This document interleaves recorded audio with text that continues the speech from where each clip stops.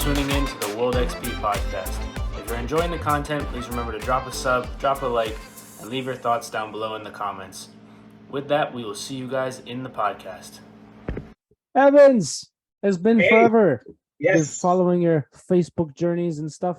So for those, I forgot to do that. I've got water instead. Cheers. I do have my glass in the glasses from the Red Dragon Brewery, which we'll get to in a bit. For those who don't know let's do like a how we know each other, and then you could do the rest of your background or whatever. We met when I was in college and I was looking for a soccer coaching job. And I stumbled upon this little tiny private school in Fredericksburg, and the man, the myth himself, Evans, at the practice. I remember being at the first practice and I was like, what is going on? The field is so nice, but the kids are just like, I made them run laps because I did something stupid and they ran in a flying V as a joke. And I was like, what am I doing? They're smart, educated, and they're going to make you pay for it. Yes, 100%. I think you made a joke. It's like the only kids that will do calculus homework on the way home from an away game. It's just like, and sing 80s songs all the way home. Yes, has to be. Yeah. Yeah, and then you became basically a mentor to me for the next couple of years, and we'd hang out. So I'd go down to your brewery, on the weekends, just hang out, talk, do whatever, talk about life, all sorts. Yeah. And now we've gone separate paths, but we're back. Yeah. I mean, I remember the first time you showed up at it was one of the summer preseasons. Yeah. And you're like, hey, I'd like to do this. And I'm like, absolutely, go ahead. And it was like, and then you go, I'm not going to do that. What I'm going to do is I'd like to do this. And so it was like this great thing where, I love working with you because you're an idea guy. Mm-hmm. And I want to do this. I want to try this. And I want to try this. And I'm like, absolutely, let's do it. Well, it was a great give and take. And, we could talk about the journey that it actually took us on all the way through into States, which was just absolutely phenomenal. Yes. But yeah, you were just like, you weren't sure how to take the kids at first, and then the kids weren't sure how to take you. And then by day 2, it was game on. So it happened. Okay, real quick before we jump into this, because this is just how the conversations between us go. Real quick, give some background on you, what you do, and where you're at now, just so people have some context on what you're up to. Absolutely. So my name is Bill Evans. I am a 26-year teacher. I'm teaching for the last at least 24 years. I'm a 4th grade teacher at Fredericksburg Academy. I coached for 25 years, soccer, but also I have a number of athletes that are in cycling. And so I coached my cycling program. So now I'm still somehow or another coaching. I'm one of the small owners of Red Dragon Brewery downtown Fredericksburg, and I have metastatic melanoma. And so right now I am doing battle with cancer. So that's kind of me in a nutshell. Still bike racing and having a great time, waking up every day, happy to be alive. So. Yeah, you say you were about to end on a bummer, and then you saved it. You saved it there. Oh yeah. So so we'll jump into that first season coaching.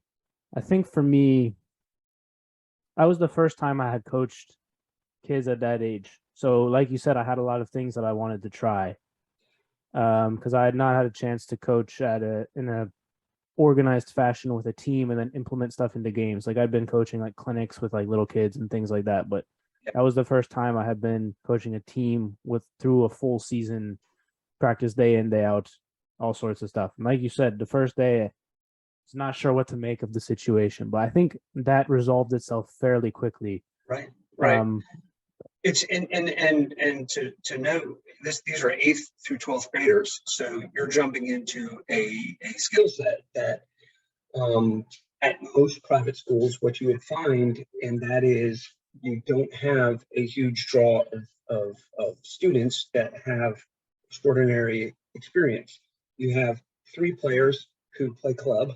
You have 10 players who are great athletes. You have a bunch of 10 more players that are just excited and interested. And so Yeah. how do you pull all that together? And that really is where the magic was for Yeah. us. 100. And I told everyone who asked me about that experience, I always say I think I was able to bring a lot to the table, but without you, that would have gone horribly for me. I think you were able to connect with, and I've noticed this like even the season after, and just like being around the school and being at Red Dragon, like the ping pong tournaments and all sorts, like the people love you. You are a man of the people. But they Well, thank you. have this like I don't know what it is. You have this like quality that draws people, like people who might be frustrated with a situation, and somehow you're able to pull it all together all the time. And that's something I tried to take away from you with me through life. So I don't know how you managed to do it, or how, like, talk through that process a Yeah. bit, because So big E, and maybe they don't all know that I call you E, but anyway, here's the deal. Here's the deal. A positive mindset equips you for anything that comes, any curveball, anything that's positive. You can run with it if you're excited about it. And so when things go awry, there's reaction, but my tendency is to really kind of think things through. I take my time, and it's not always intuitive, but every practice, there's as many pitfalls as there are successes. And so for me, that's my classroom, that's my cycling team, that's bike racing, that's pretty much life. So the big tackle is starting with this mindset that is just, I've been gifted. Everything about what I do is just a gift, and I'm going to fulfill the gift some way. And so nurturing, I've noticed that not just children need nurturing, friends need nurturing, and that commitment to friendship, I think, is just kind of the center of a lot of what I do. So, but thank you for noticing. I think it also shows through, because you had a lot of those kids when you in 4th grade as well. So you maintained the relationship. So I think that Yeah. also made a big dip, because if you were not a great teacher and then you were their coach, then I think that would have Yeah. been less fun Yeah. all the way around. It's what's so great is at the academy, we my 4th graders at recess every day, I play with them still. At 52, I mean, I still have some, I got moves still. So anyway, so I could see what the kids are really excited about and what they're passionate about, and then we play that. They're all very excited to try to be a part of a team, and so I think that's another thing that I really believe in is team, and the value of commitment to a greater team concept. And I think that, it just, those kids already know what they're getting when they saw me on the soccer field. They already knew that there was going to be tradition, and that there was going to be lots and lots of team building. And most of that didn't have anything, as didn't have anything to do with being on the pitch. Whether it was camp out or taking the kids on hikes, or singing for the longest time on the way home on the bus. I I mean, think I still have a video of that somewhere. I do. If you don't, I'm so sure anyway, you've tons probably. yeah, too many. But anyway, that understanding, you have to understand everybody who you deal with from the most intimate level out. So that's important. Yeah. There's one other thing I want to touch on before we get back to the soccer, and that's the place in the community that you used to see in like TV shows that were in based in like the 80s or whatever, there was like a sense of community around the schools. Like everyone, it's like, oh, you have Mr. So and so, and he's also the football coach, and you've also like everyone kind of knows each other, and there's like this sense of um togetherness almost. And I feel like we've lost that a little bit. Yeah. Can you touch on Fredericksburg more broadly, because I think it still Yeah. exists in Fredericksburg, but also the FA community as a whole, kind of how you guys have been able to maintain that, because you guys welcomed me in as one of them, and I Yeah. was only there for 2 years, and then like I didn't really join in that way, And but I you're was always welcome. and you're always one of them. And you're Yes. always one of them. And that's what's I think it's a very unique situation. You know, I grew up in Fredericksburg and went around the whole world, and then ended up coming back here when my wife got a job back in this area. And it is a small community, but it now is kind of a huge community. And so you have pockets of that small community. For instance, like my kids, it drives my kids crazy. I'm driving down the street, I'm still waving to people out of the car. Like, they don't wave back, but I don't think twice. I mean, those are my neighbors or whatever. But anyway, there's still pockets of that. And I think that one of the beauties that Fredericksburg Academy is able to kind of really instill in both the parents, the whole community, the students, the faculty and staff, we're still small, and we really know each other well. And if you know each other well, you can head things off that might be problematic, or you can embrace all of the struggle. And it's a special thing.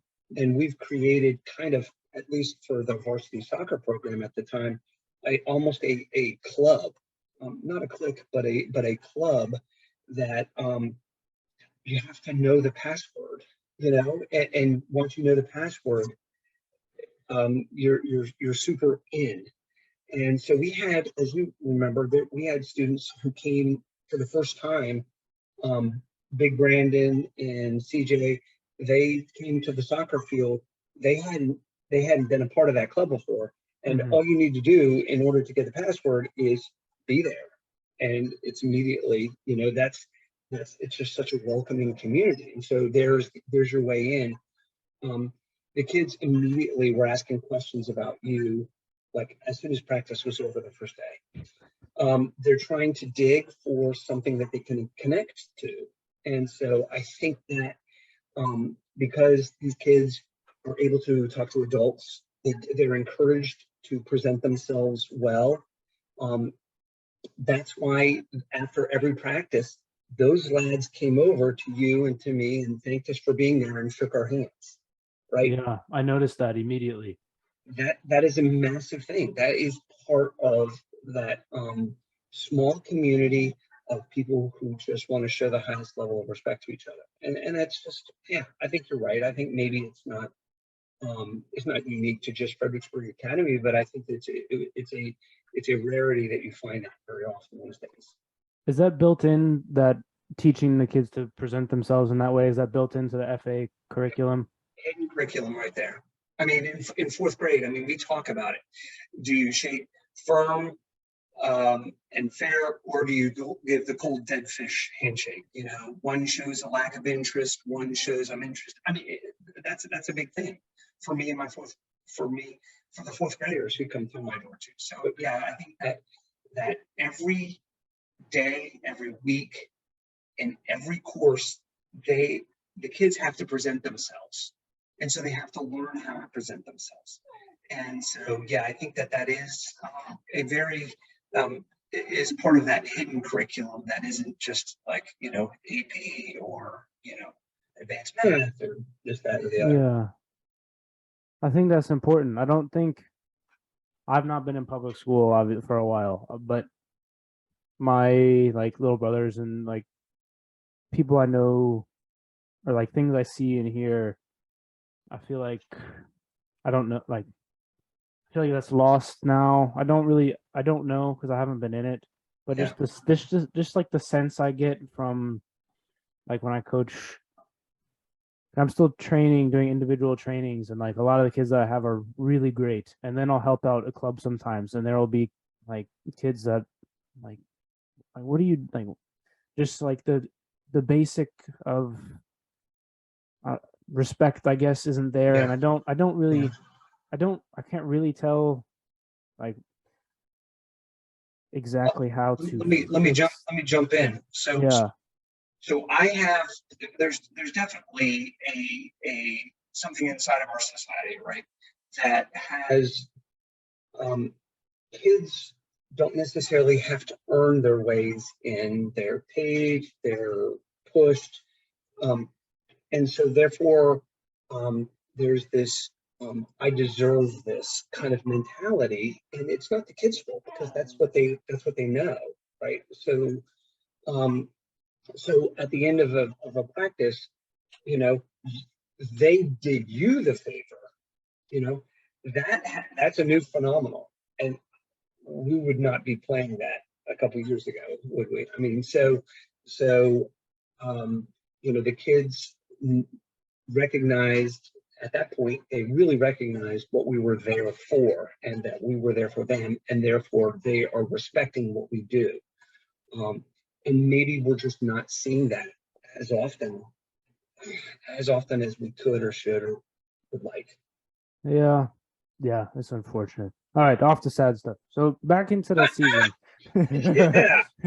I have plenty where I just plenty of podcasts where just the entire time is that, and it's like I don't want to be preachy, but No. um, but so moving into that season, it felt I had no idea because I hadn't been there before. But looking back, it feels like I had walked into basically a perfect situation in terms of who was there, was becoming seniors. You guys had enough returning starters, like CJ coming into the team for the first time, and like basically just a perfect storm to end up where we did. Yeah. So, can you touch on kind of the building process Yeah. of that, especially when the player pool isn't big? Right. Absolutely. And so we had, um, like I said, we created a club environment that was more than just soccer. Um, we were, we were playing indoor together in the gym off season just for fun. We were strength training, or we were hiking, or like I said, I mean, we did campouts.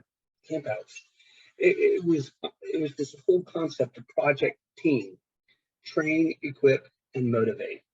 And we across society, we saw this, like, boys were just totally disinterested in all things academic, and at school we would see that trickle out onto the game fields.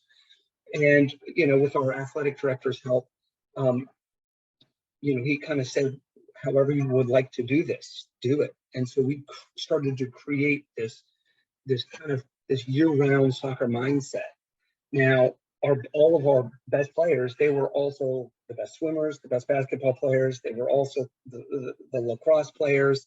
And so they understood team. But then when it came time for the soccer season, then there were other things that we did. We had our cheers that were just like, anyway, it was very specific. Having the T-shirts that were very specific to just us. We wanted to be called, at one point we were called men's soccer because we didn't want to be boys soccer. Like, I mean, there were the girls teams, they were always winning, and the boys teams just were not. And so a lot of things started to come together. Maybe 2 or 3 years before, again, I worked with young assistant coaches like yourself who always brought a value added, always.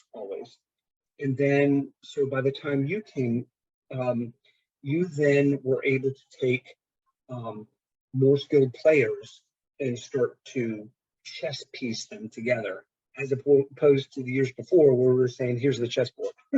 Here's how these players can move. And so, like Big E,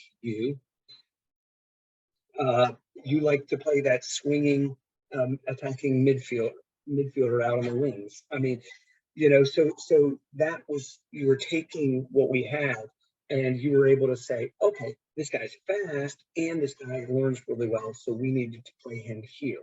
And so we were able to kind of put the players into the absolute right moment, into the right positions. And man, it was so obvious when we had it wrong. You know, it really was. It was. And so that was great. And so you were able to kind of like take something, you were able to polish what needed to be polished. And so, you know, they were all already motivated. Yes, check. Interested in athletics. And then we started to win. And I don't know if you knew this, Eric, but you know, we were the smallest D1 school in the state as far as numbers. Like we were a D3 team playing in a D1 league. And so we had all but 4 boys in the upper school on the soccer program. Yeah. The first year that you were there. Every single lad in the entire upper school, I think there were 4 that weren't. It was great. It was great. Everybody wanted to be a part of it. And so, you know, winning begets winning. And so, you know, you can take it from there, right? Mm-hmm. Yeah. I noticed that especially when we got into that first state game against Norfolk, like the entire school was at the game, I think, pretty much. Yeah, no boy sport at our school had kind of been, I mean, you know, just small fish in a huge pond. And so, you know, when we're starting, you know, 5 8th graders, you know, there it is, right? It doesn't really work. So the whole school, so that game against Norfolk Academy, was that what it's called? Norfolk Academy? I think, or Norfolk Collegiate or something like that. Yeah, that's it. We literally had every soccer player from the previous like 10, 12 years that ever was in attendance. I mean, they were there, and so the entire school was there. It was pretty exciting. I think we won that game was it 4 or 5? I think it Yeah. was something like that. But when we had got to that point, like the game against Highland in the conference championship, like when we had got to that point and Carlos was helping as well, and it felt like we had polished off the rest of, like, by that point in the season, like we had figured out the best lineup. We had figured out the substitution rotations. We had figured out, like, if the game turns out this way, we'll move this guy here and we'll do this and we'll finish it. And then, like, the players just took care of the rest. And we told them often, like, our job is to get you up to the attacking third, and then you guys can do what you want. I remember one game, I think it was super muddy field, very difficult game. I think Austin scored like a chip from like 25 yards out. Yeah, the keeper was coming RMA. out. RMA. Yeah, just like things like that we can't coach, but we can give them. I tell my players this now. It's like, I give you the tools, you choose which ones to use. Yep. And like that, by that point in the season, just like watching, it was so rewarding every game to like see what we had worked on in practice come to fruition, see the players take on like the different things that we talked about and the different concepts that we'd worked on, the spacing, the who makes this run where, we're actually able to turn it into. Yeah, that Highland game was something, but like you just knew. Yeah. At kickoff, you just knew. You just had this feeling. The I don't energy know. was so right. I mean, the nerves were definitely there. Of course, we'd never been in that situation before, and I think the 2 years before, Highland beat us 10-0. But to one of the things that I believe, as far as coaching philosophy, is you need to empower the leaders to lead, and it has to be they have to learn how to lead. And so, you know, the expectations we made very clearly: balls, cones, poles, goals, everything. Those things must be out there by the time we start training. They must be policed up, and we don't have to say a thing. Water, bottles, everything then is run by varying tiers of leaders, right? So whatever these leaders are doing, maybe they're seniors or juniors or seniors were skilled, most skilled players that are respected. And then everybody is watching that happen.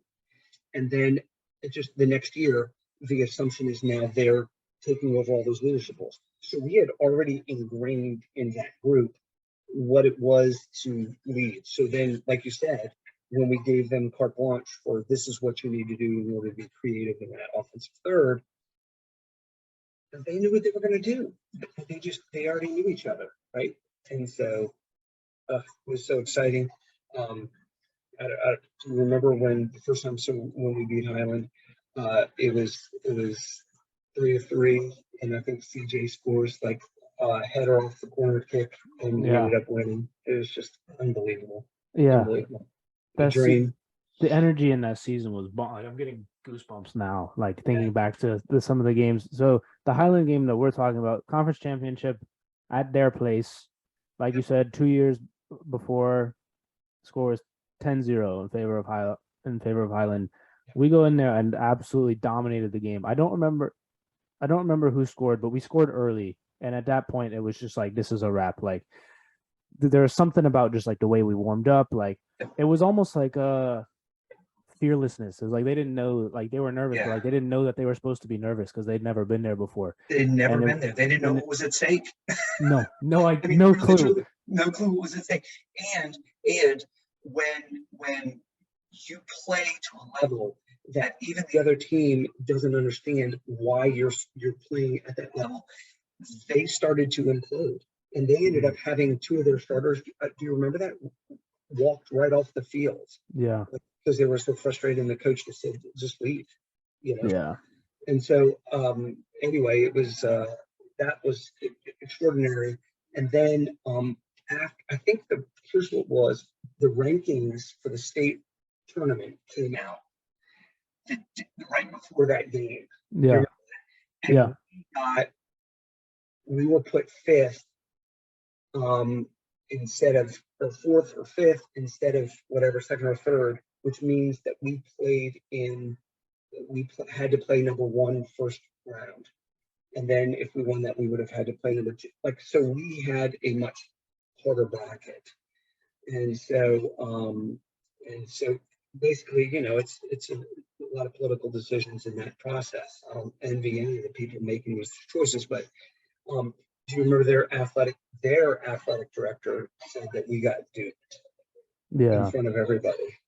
And so that was a bit nice to hear, but it was still it was still like, all right, thanks, but also at this point, especially because that team that we just defeated there turns around within the next week and a half, won the state championship. Yeah. So, did they beat that team that we lost to? Carlisle. Yeah, they beat them, because that team was the best team that I had seen all season long. Like when they beat us the way they did, I was like, they got it for sure. I have one regret about that game, and that was because the only regret, it's not even a regret really, because I believe that I picked the right thing to do at the time. We were playing so well with the ball that I was like, we can go toe to toe with them, and that didn't turn out well. Yeah. Well, and then there were a couple things, like quite literally when we were warming up, Junior tweaked his ankle. Junior turned his ankle, and so now you have your I think he was a defensive center mid. Yeah, defensive midfielder. Yeah. There you go. Your entire game plan has changed. So now we put in little Alex, who is an eighth grader, who maybe was in 50% or less of the actual the contact games, and against a team that was absolutely faster, stronger, and this was their field, and it was 20 yards wider than anything we've played on the entire year. And they spread us out and poked holes. Yeah. Honestly, I guess sucked that we lost, obviously. But that season was still like resounding success, I think. Like I came away from that season like very happy with where the team ended up, the growth of all the players, the growth of myself as it was a great situation because you mentioned earlier, a lot of give and take. That's not a lot of places that would have let a college kid come in and like implement ideas and do all the things that you allowed me to do. So that was a perfect situation for me personally at the time as well. And the growth from everyone was amazing. It was quite the year. And then did the kids sing? Did the kids sing at the awards assembly at the end too? Probably. I don't know. They were always singing, really. I don't know. Oh gosh, and it was never like anything modern. It was like everything's like if it's not 70s or 80s, we're not singing it. Yeah. Oh my goodness! But so I mean, we had 26 players on that team, Mm-hmm. and so how we broke down practices just so that we homogeneously grouped, we heterogeneously grouped, and in all that we kept the identity of team, and Yeah. so nobody felt like, well, I'm not going to start, so I'm not really going to be committed here. I'm going to drop off because, I mean, they came on. I remember we had a guy who came. You remember Big Brandon? He's like 6'10". I mean, just this tall guy. No soccer before. Like his soccer shoes were like 18s or something. He didn't get Something bonkers. But anyway, he didn't care. He didn't care that he was not going to be in there playing every single minute or even any minutes. He just wanted to be a part of the team. Yeah. And that, Eric, I mean, for us, that is for us as coaches. The wins and losses are interesting and fun, but really that sense of common purpose, it's good stuff right there. Just one of those seasons. And then 12 of them graduated that year, including eight seniors. We want to. Yeah, we won't talk about the next season. No, it was good. I mean, it was good because it was. We were still. Now everybody expected something of us. And so we had to still play all those teams that we destroyed the year before, with 4 of the returning starters. Yeah. And it was not the wins, but the fact that we would like score goals here and there, and that would give us points in the state tournament. We were like, we'll take it. Anyway. The funniest thing about that second season, I remember one practice, I forgot who it was, but I had stopped. I was doing like a game scenario and I'd stopped it because I was like, okay, if this ball moves here, you move there, and then you make this pass. I was like, all right, ball in. I was like, take a touch and pass it to this person. It's like, ball in. Immediately does not take a touch. Just kicks the ball as hard as he can and it hits somebody else in the stomach. And I was so mad, but I was laughing at the same time. Do you remember that? I can't confirm or deny that. I would be laughing at somebody's follies. But yeah, no, I totally get it. Yeah. It was. Okay. That was a whole thing where panic playing. We had to coach the panic out of the players. Yeah. So, because they were definitely in over their head for sure. Yeah. Oh my gosh. And that next year was my last year. Mm-hmm. It was. So, to be with you on like the last 2 years of that was really cool to be a part of that. So yeah, that was extraordinary. They gave when I first started coaching, I was 22, and as the varsity, which was basically made up of, I think, 4th through 8th, 9th, 10th grade or something like that. It's crazy. So to go all the way through that together with you at the end, nutty. It was kind of the cherry on the top. The first time we talked, you were painting walls in your brewery. And I think did it open that first season or in the fall, right? August. Yeah. So it was August. So what goes into, I guess, give us the background. Why did you want to do it? What goes into it? Inspiration, and then because we were in season, you were doing things all of the time. Oh my gosh, it was insane. So as a teacher, like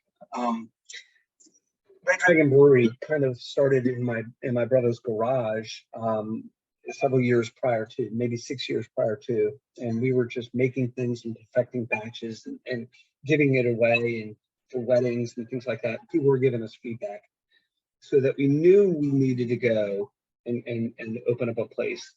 And like our, Celtic heritage, we wanted to open up a pub like you'd find, in any little town in Yorkshire or in Wales or Ireland.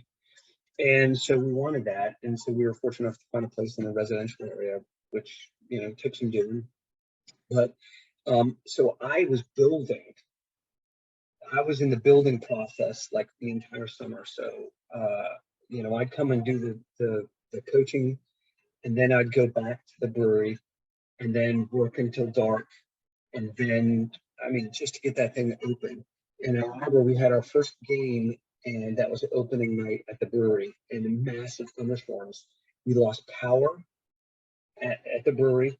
And so our what do you call it? The cash registers were on batteries.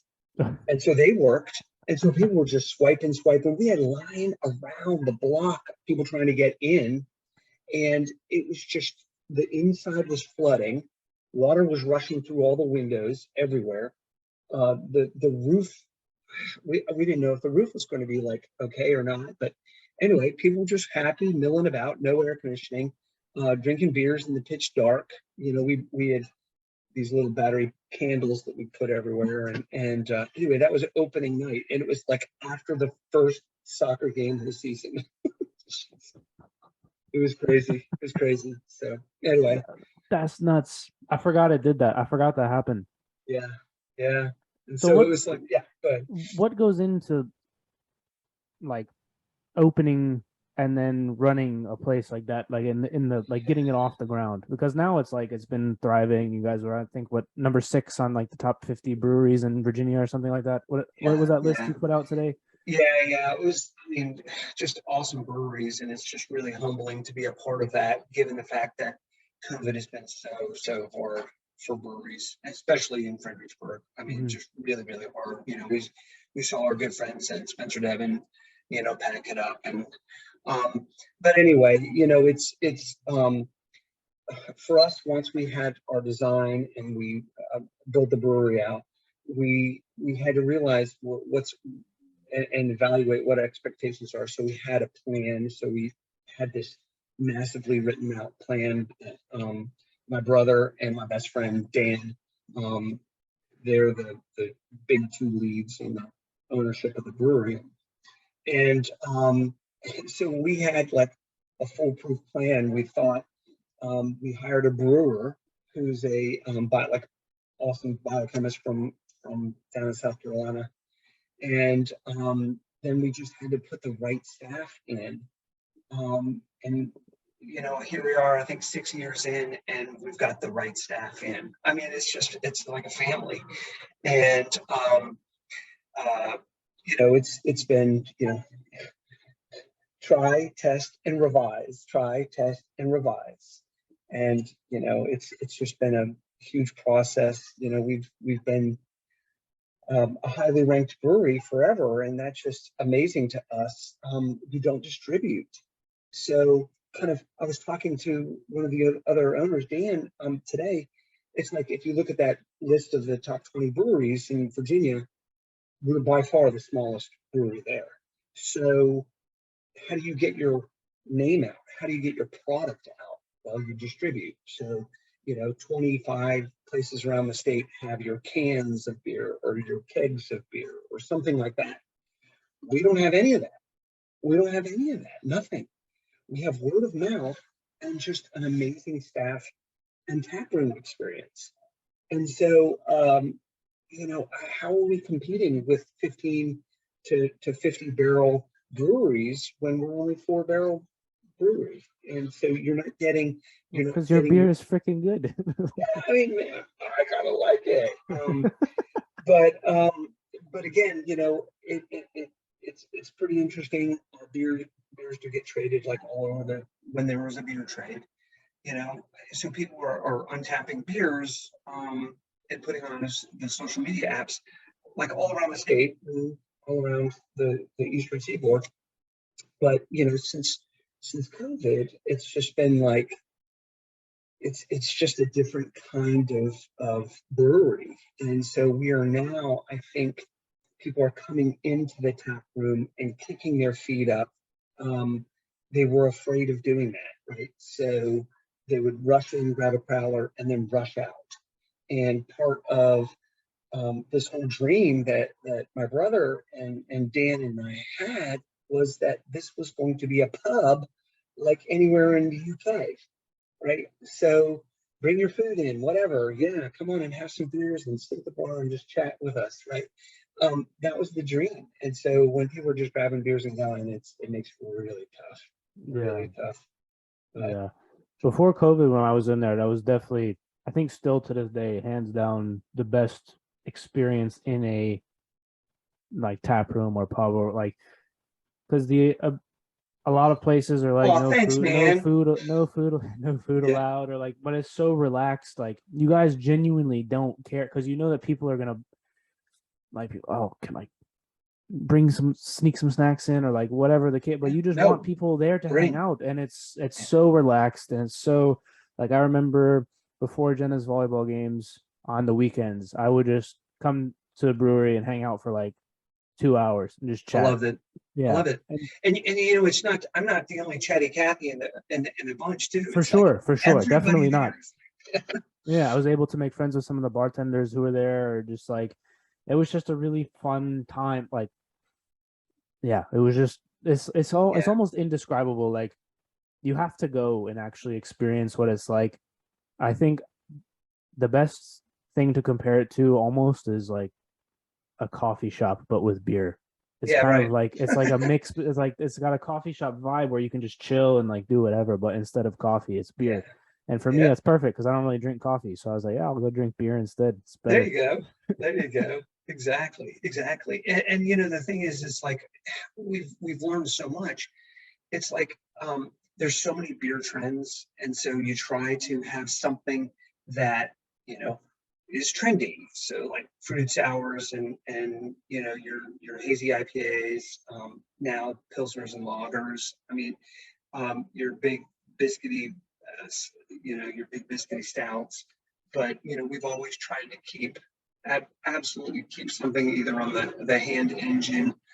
That's something you'd find in the UK. And so we have this guy who comes from the brewery who's called, we call him UK Dave. And he's this guy by the way, he played club ball at Millwall. Oh, really? Yeah. Oh, yeah. Solid dude. And so, sorry about the dog. Oh, good. Sorry about the dog. But anyway, it was so interesting. He comes in there every day, just sits, has one pint. And the idea is, he's like, this is London. This is London. And so this is where I'm going to get my beer. This is where I'm going to get my beer. And he rolls in every day, one beer. Yeah. It's so great. It is. It's a totally different vibe from just like everywhere else. For those listening, you have to go. It will be worth it. We would love to let you try it out. Yeah. You have to go. Yeah. I remember when you put the ping pong table in the corner, we'd go play ping pong and like have our beers just on the wall and then go play ping pong, and we have like all the paddles and stuff. Now it's like the cornhole tournaments are crazy on like Fridays, and the trivia is going really well, and the darts. Yeah, I don't know about the darts. I'm not sure about the darts, but that wall that I put up is destroyed. But anyway, it's all good. It's all good. We've got foosball. Oh, that's new. We've got soccer. We've got soccer. There you go. It's complete then. Yeah. Nothing else is needed. That's Can right.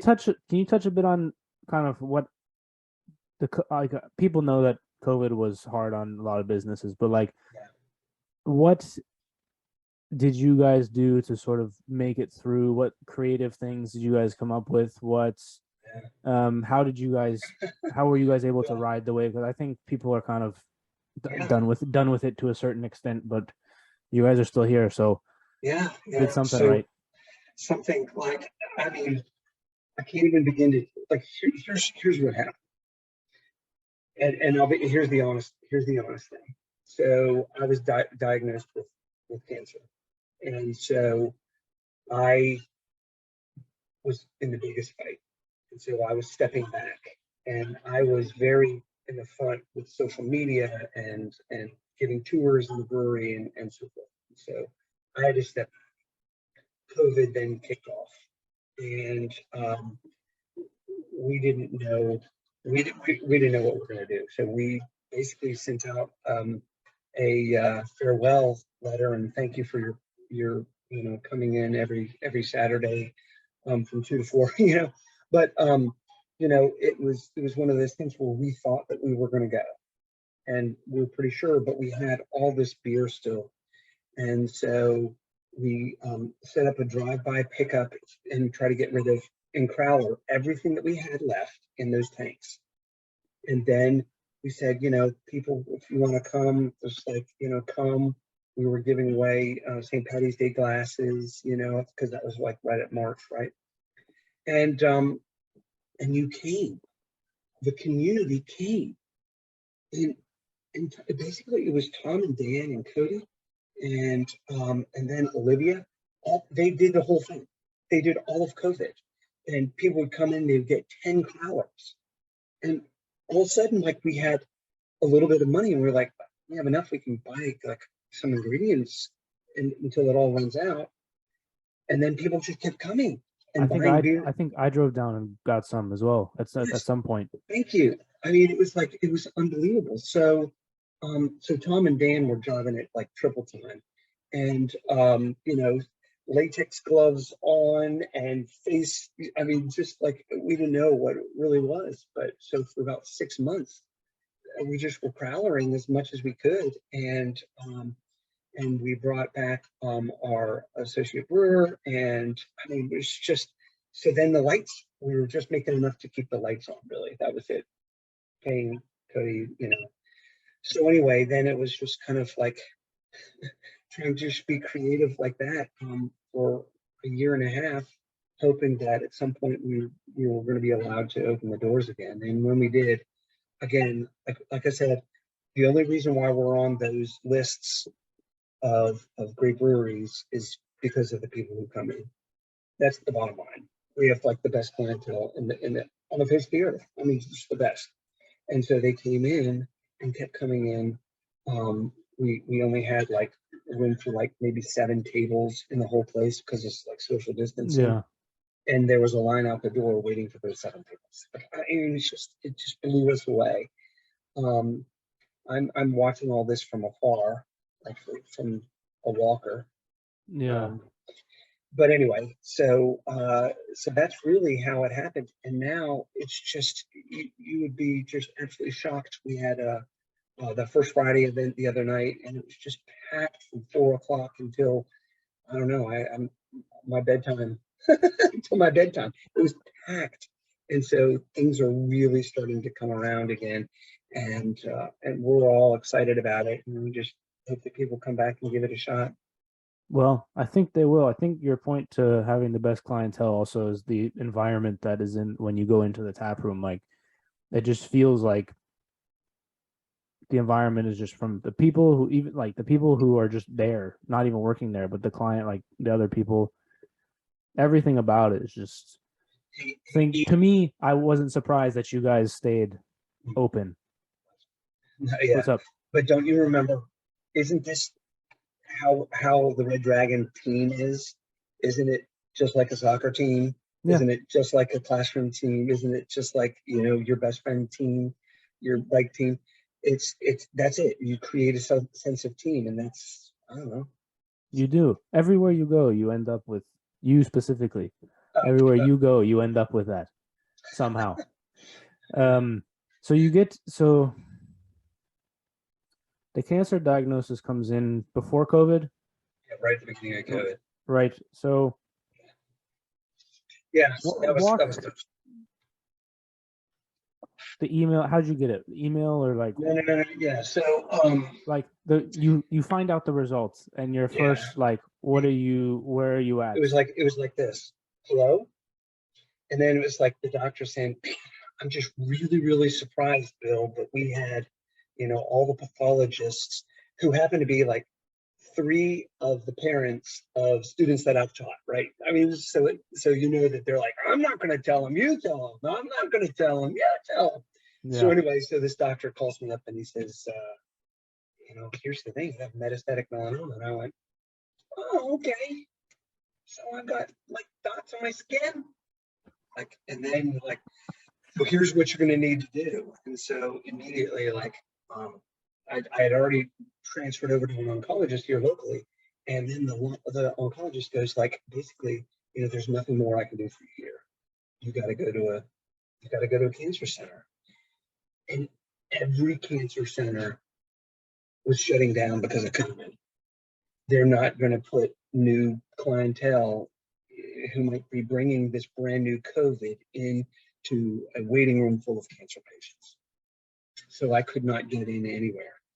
And UVA came up, and I mean, really, it was kind of a strange way of how I was calling to get an appointment, and I kept calling, and it was like using the back door, kind of like I felt like really, really dirty and so forth. But eventually, they said that they would see me, and then they would talk about, like the tumor board would talk about whether or not I could be a patient there.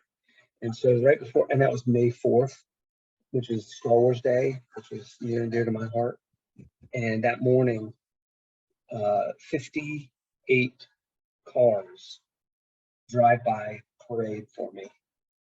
All decorated cars, CJ, like Hamilton. I mean, all the former players, current players, students, parents, just, I was blown away. And I just sat there and cried as these people were waving to me and honking horns. The cops were called into the disturbance in the neighborhood, and so they staged. Here's this: they staged at Dixon Park, like the parking lots there, and filled it. And so they had to start leaving. It was just mind blowing. And then they took me. I went to UVA, and they took me. And so they said, first things first, we got to go back into that neck, and not to be graphic, but it's doing what's called a radical neck dissection, which is about as bad as it sounds.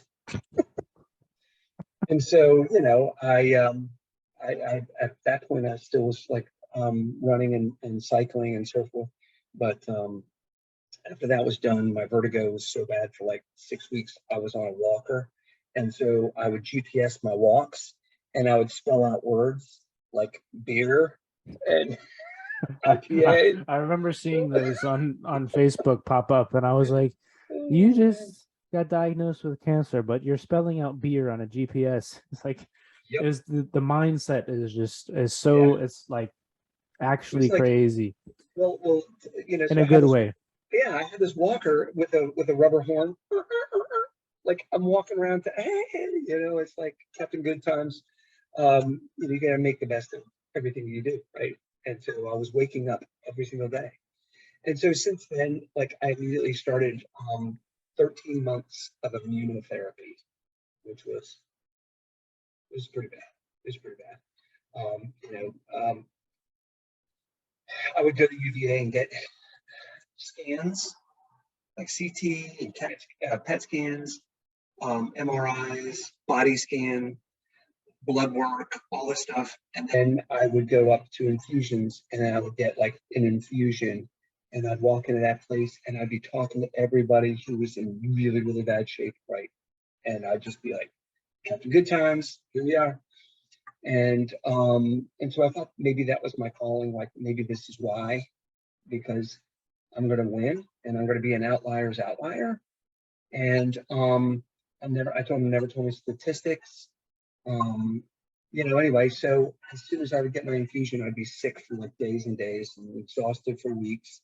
And then I'd jump back on my bike, and I got to a point where I did some bike races again last year. And then I finished that, and now I went full time into the bike racing. But, they had to go in and cut out things. That's what they do. They just, for me, from here forward, they just cut out what doesn't belong. So I just a clean bill of health. I still have cancer, but no tumors anywhere in my body right now. So that was So great that's a big news. win. Yeah, it's a massive thing, massive. Just to know that my body is fighting.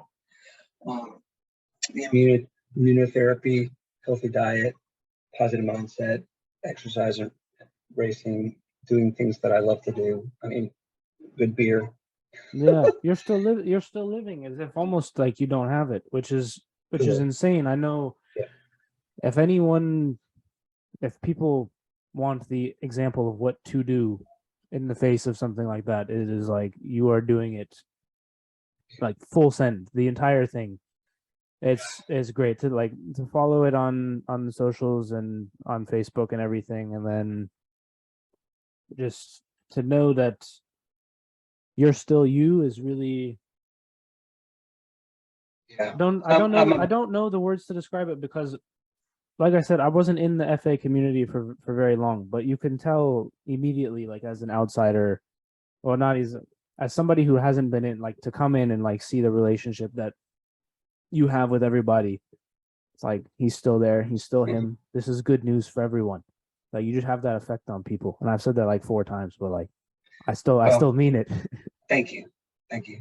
Yeah, I'm you know what I am? I'm better. I'm better because I value everything that I do. I just do. I mean, I wish other people would just if I could say one thing, and it's like totally cheesy. It's like maybe you don't have what I have, but you could still love every aspect of what it is that you have and what it is that you do. And if you're not doing the things that you love, maybe some things you can do that you will love. And I don't know. I'm not going to be preachy or anything like that, but I'm telling you guys, it's not fake. It's just like 100%. Like I'm all in with life. Where I mean, my spiritual self is alive and well, and just yeah. It feels like I was gonna ask you at some point, what is the biggest thing that you've learned over your teaching career, as for life, like to tie into advice to young people trying to make their way in the world, given the right people my age and a bit younger are like financial crash, war, COVID, like. Well, I mean, the big thing is that I have witnessed dozens of open minds walk into my area around me and want to learn and want to teach. And so if I could say this to anybody, it is that number one, never stop teaching, but never stop learning. And so that's the biggest thing, is like when you're learning as much from Eric as you are from taking your CD license for coaching. But I learned more about living from Eric there. That's something that I need to be open to. If a fourth grader is going to teach me about pain, what real pain is, a fourth grader is going to teach me about what real joy is. They're going to teach me about unconditional love. I mean, and so just if you're a learner, then you're constantly looking for chances to be better. So that's my big. Yeah, I agree. I hear that often from people who have been successful at creating and building relationships and just generally in life. They think another way to put it is like treat everyone as if they know something that you don't as well. Now, I feel like we're like at a place where it would be good to end, but I don't really want to end. So I'll ask you what's next for you? What is next with the cancer? How's the cancer going? The brewery, the cycling, all sorts. And we haven't talked too much about the cycling, so feel free to expand on that if you want. But what's next? Sure. What's next for you? Well, for me, it's I did on Tuesday. I think I did my last race. I think it was either 18 or 19 races since May. So now I'm towing the line most of the time with these 18, 19, 20-year-old young guns. And so at 52, I mean, my body is like, I'm losing 3%. every year, but to stay competitive in that field of 50, 60 riders or whatever. It's been really, really great to still be relevant in the racing. So that's been big. But I set myself this goal, and tell me if this isn't just totally nutty, but in the United States, with my cancer, more than 7,200 people will not make it through the year. That's how many people that melanoma kills. 7,200 plus a year, and that's just in the States. So at the beginning of the year, I decided I was going to ride 1 mile on the bike for every single one this year. And so my goal was to ride 7,200 miles, and today I did 5,501. So I'm getting there, and so that's really big on my agenda. I'm going to do a challenge for September for childhood cancer. I'm going to continue to try to be a good spokesperson for Melanoma Research. I'm going to start my classroom. I'm so excited about my class this year. I'm so excited. Yeah, everything is good.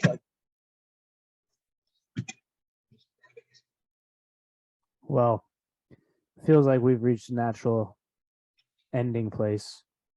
I appreciate your time. I appreciate your guidance and mentorship to me in those years of my life. I needed it for sure. I just love texting with you still. Yeah. I mean, it's like those players are still texting me. They're now drinking beers at Red Dragon. But anyway, it's just like, I value whenever I hear from you, and I'm like, I got a big E text, it's, I love it. So I'm glad that I was a part of being here today. Yeah, it was great. All right, guys. We'll see you guys next time. Peace.